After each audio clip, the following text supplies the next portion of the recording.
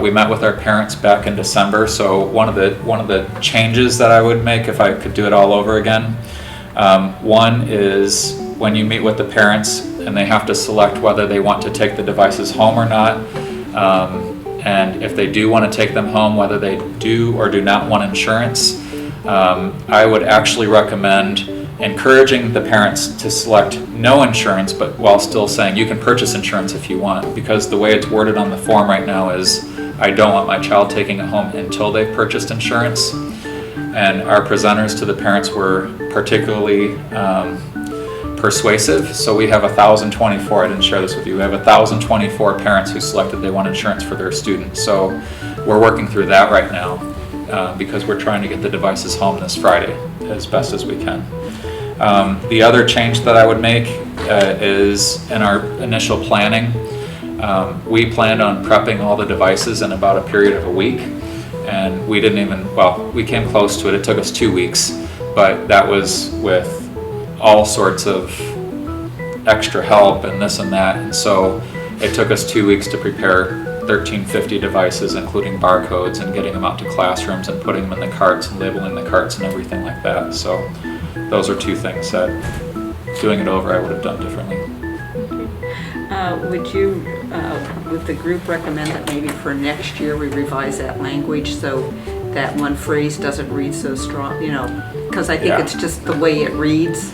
Or maybe I'd like to take it home and I'll be purchasing insurance or something like that. So we can look at that. I don't think we should change it this year because I think it would be kind of confusing since half of you probably have already, would you think? But we'll do it for next year. Okay. And he's right on that, because when we did our parent, we've done 9 sessions for parents, and that's always a question. So, well, I can't get it until I have insurance, and we're like, well, no, you don't have to get insurance.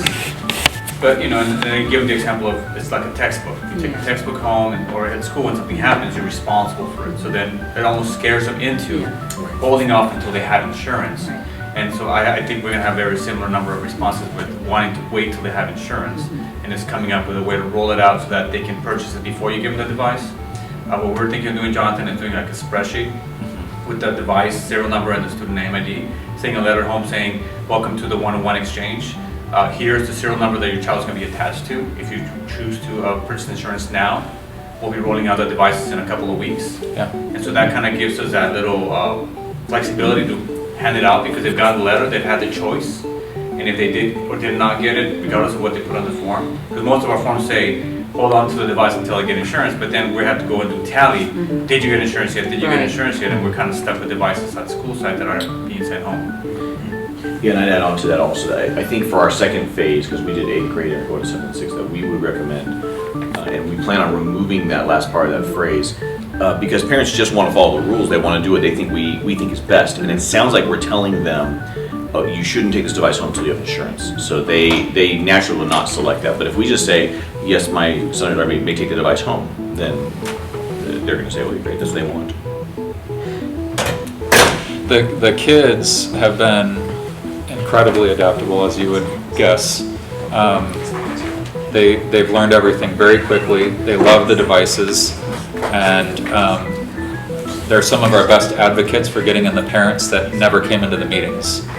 So after the meetings, we were left with, I think, 40 or something parents, and within a few days, we got 30 of the 40 parents in because they wanted to have access to the devices. So they love them. They enjoy using them in the classroom, and